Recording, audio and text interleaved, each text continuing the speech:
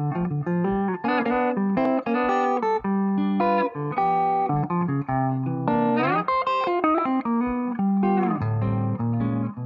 Joan Newberger, and today we're talking with Karl Hagstrom Miller. Hi, Karl. Hey, hey.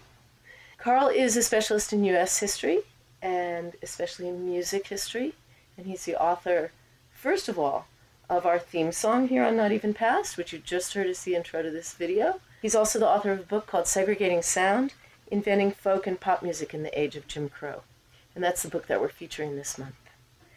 So let me start by asking you about the categories that get imposed on music at the turn of the century. I think most people probably think it's normal to associate certain styles of music or specific songs with a culture, ethnicity, class, whatever.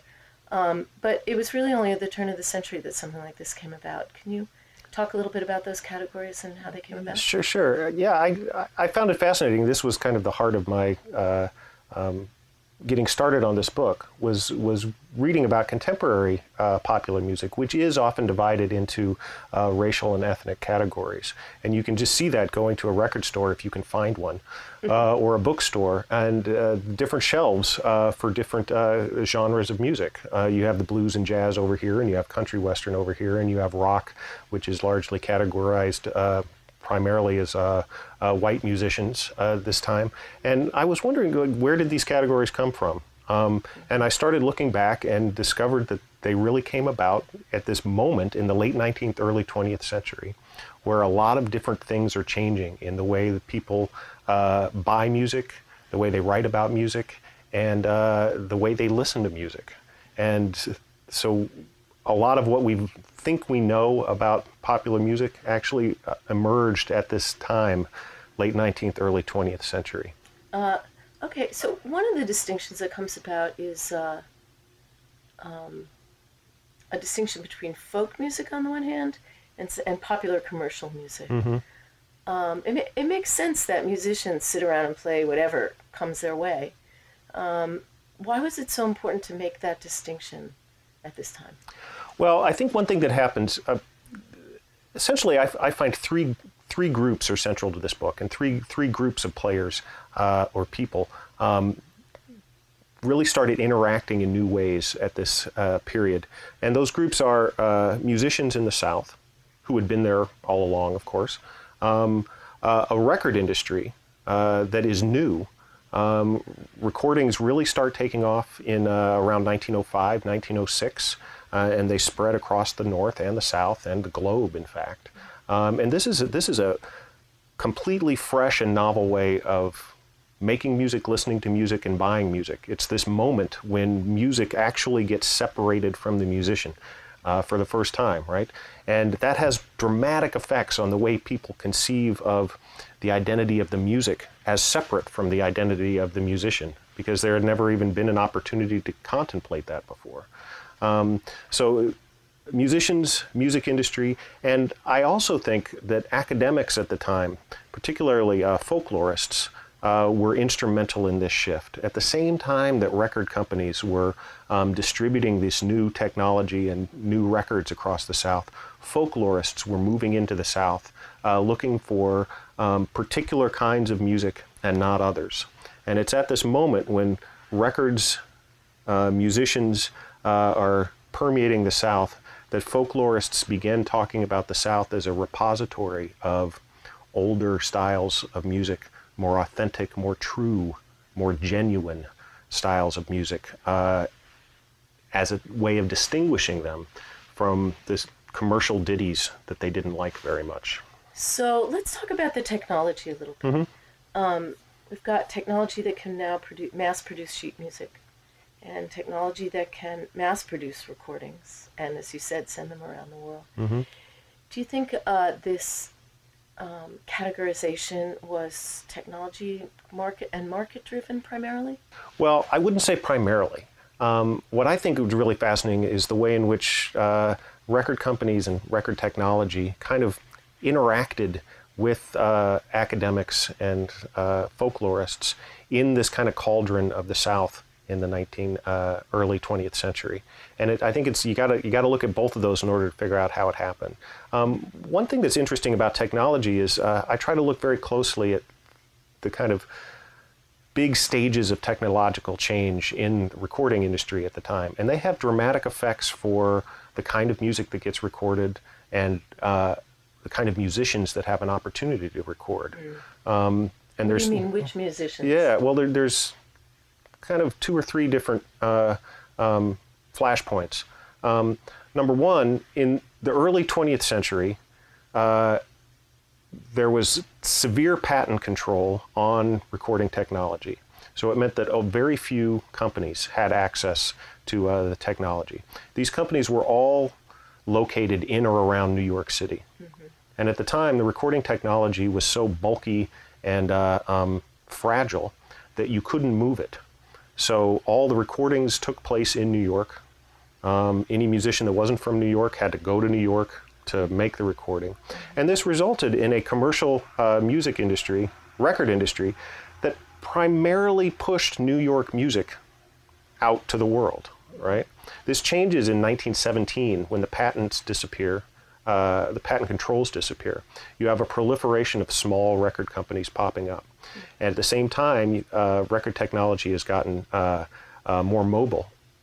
So you're able to start taking record technology around the country in a way that you hadn't before, giving access to more musicians.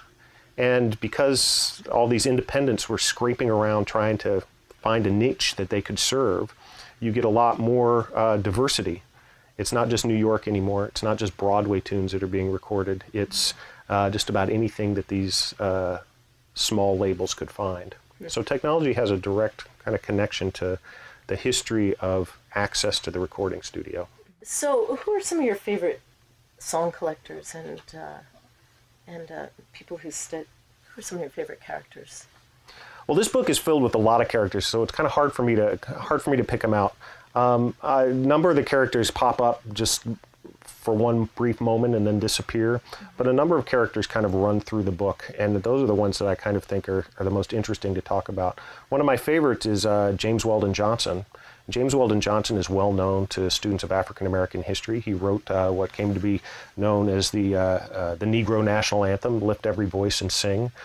He was a politician and an activist and a writer, but not as much is talked about, is said about his early songwriting career. He and his brother moved from small town Florida up to New York to make it in the commercial theater business in, I think it was around 1899. And they wanted to be songwriters. And he spent a long time writing songs, and he actually kind of transformed what were quite derogatory minstrel-inspired songs that were dominating Broadway at the time into a much more kind of sophisticated anti-racist style of pop song. And he ended up becoming wildly successful at this. He wrote a book in 1912 called Autobiography of an Ex-Colored Man, anonymously at the time, published it anonymously. And it was a story that kind of paralleled his experience in his life, where the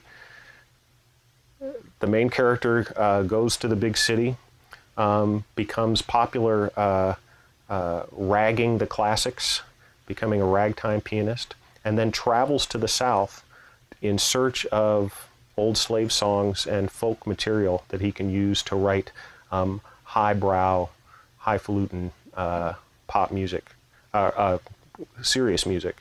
James Weldon Johnson later rejected the pop music world, thought that it was not as anti-racist and actually contributed to these minstrel stereotypes. Mm. And by the 1920s, he, like many of his peers, became much more interested in this concept of folk culture and folklore. Mm. And so he kind of follows one of the major trajectories of the book. So you've talked about the process of distinguishing pop commercial music from folk music. How does the color line get established? Something happens in the collision between academics, musicians, and the recording industry at this time that shifts music from being relatively free of distinct racial identity to having music be marketed and understood by academics as indicative of different racial or ethnic cultures. This is a major shift. And the reason that I spent so much time writing about it is we're still living in this shift, that a lot of our scholarship and a lot of what we understand about music still fits into this mold of understanding it in racial or ethnic terms. What I call segregating sound, this process of actually splitting apart music into separate racial categories, established a musical color line, black on one side, white on the other. And I argue that it happened at the same time and in many ways because of the Jim Crow segregation color line that was being developed across the South at the very same time. So you have corporations, you have academics descending into the South, trying to sell or discover songs. At the same time, they're encountering this very new racial regime of Jim Crow segregation. And they tend to take the songs that they're finding within these newly segregated spaces and read this segregation back into the history of the South by making the argument that races are different, that they have different cultural histories that are separate. They actually kind of naturalized the regime of segregation that was so fresh and being put in place. Yeah, that makes sense. Yeah. Well, thank you. Very interesting, Karl. Thank you very much. Well, thank you very much. This was a lot of fun.